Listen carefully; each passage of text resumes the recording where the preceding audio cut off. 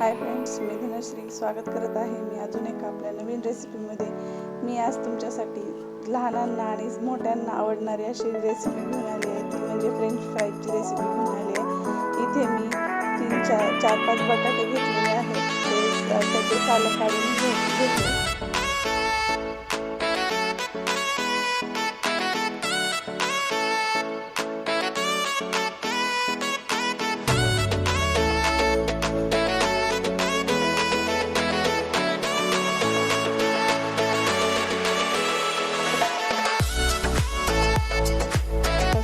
साल काढून झाल्यानंतर त्याला आपण पाण्यामध्ये घालून ठेवायचं आणि त्याच्यानंतर आपण त्याला कट करायचं उभ्या आकारामध्ये, म्हणजे फ्राईजच्या आकारामध्ये त्याला कट करायचं।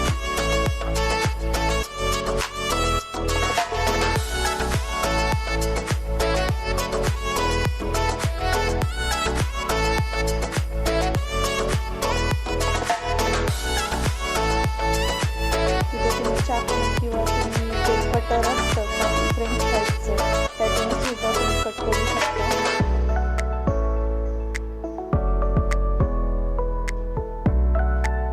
आता हे कट करून झाल्याच्या नंतर ना आपण पाण्यामध्ये घालून ठेवायचं, म्हणजे त्याचं जे एक्स्ट्रा स्टार्च आहे ते निघून जाते।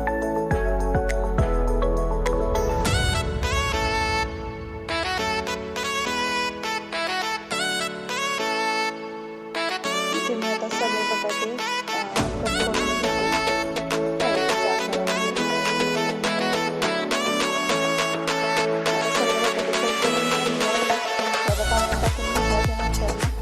गॅसवरती कढई ठेवते।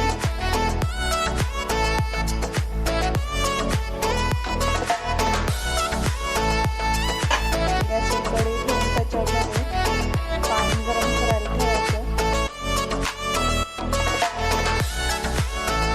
फ्राईज बुडतील इतपत पाणी आपण कढईमध्ये घालून घ्यायचं। त्याच्यामध्ये 1 ते 1.5 चमचा मीठ घालून घ्यायचं। मीठ तुम्हाला जसं हवं त्या पद्धतीने तुम्ही घालून घ्या। त्याच्यानंतर जे आपण कट करून ठेवलेली फ्राईज आहे ती आता आपण त्याच्यामध्ये पाणी घालून घेऊया आणि 5 मिनिटं त्याला बॉईल करून घेऊया। फ्राईज आपले जास्त बॉईल पण करून घ्यायचे नाहीतर ते शिजल्यानंतर ना त्याचे तुकडे पडल्यानंतर ना ते व्यवस्थित तयार होणार नाही। आणि 1-2 तासच काढून घ्यायचं त्याचा। तर इथे बघा आपले फ्राईज पूर्णपणे 5 मिनिटाचे चांगले शिजवून झालेले। आता त्याला एका भांड्यामध्ये काढून घ्यायचे।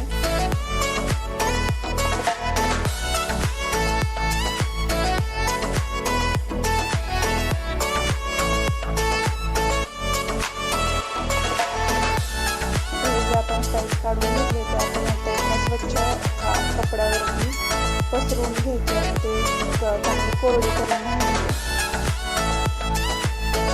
2 मिनिटं त्याला आपण तसंच पसरवून घ्यायचं, म्हणजे ते चांगल्या प्रकारे कोरडे होतात।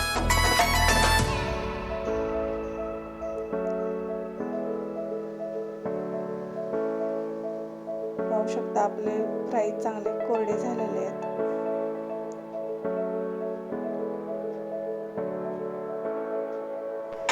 आता कढईमध्ये तेल घालून घेऊया। तेल चांगलं कडकडीत तापवून घ्यायचंय। तर तेल तापल्यानंतर ना जे आपण फ्राईज कोरडे करून घेतले आहेत त्याच्यामध्ये आपण कॉर्नफ्लॉवर थोडंसं टाकून घेऊया आणि मिक्स करून घेऊया। 1 ते 1.5 चमचा भरच लागते कॉर्नफ्लॉवर।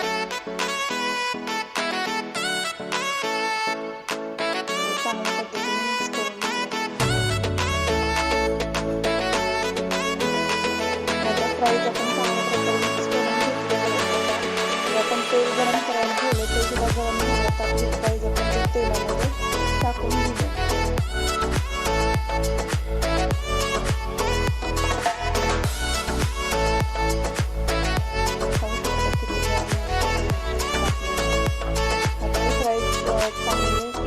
तळून घेऊया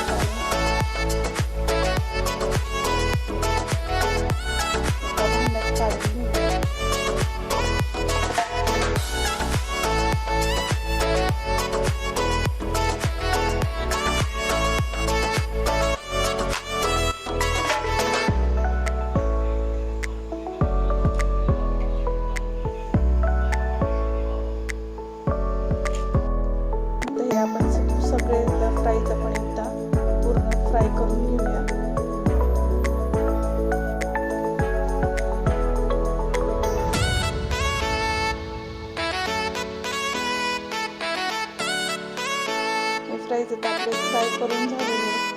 आता ह्याला आपण परत एकदा फ्राय करून घ्यायचे, म्हणजेच की आपण हे चांगले कुरकुरीत होतील, एकदम खमंग असे टेस्ट लागेल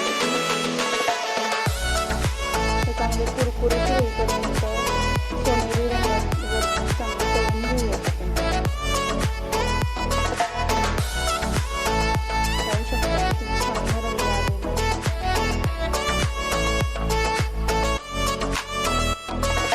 अशा प्रकारे आपण सगळे फ्राईज फ्राय करून घेऊया.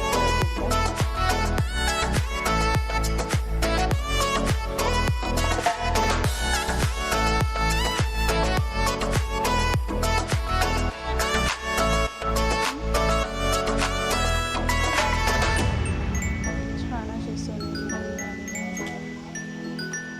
आणि असे क्रिस्पी पण झालेले आहेत छान.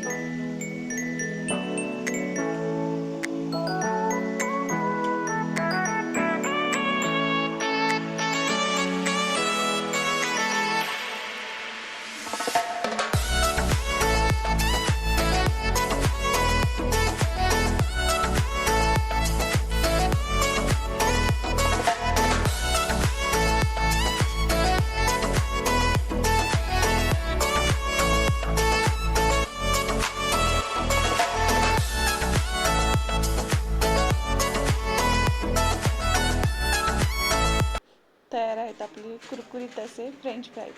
रेसिपी आवडली असेल तर आपल्या चॅनलला लाईक करा, शेअर करा आणि सबस्क्राईब करायला विसरू नका.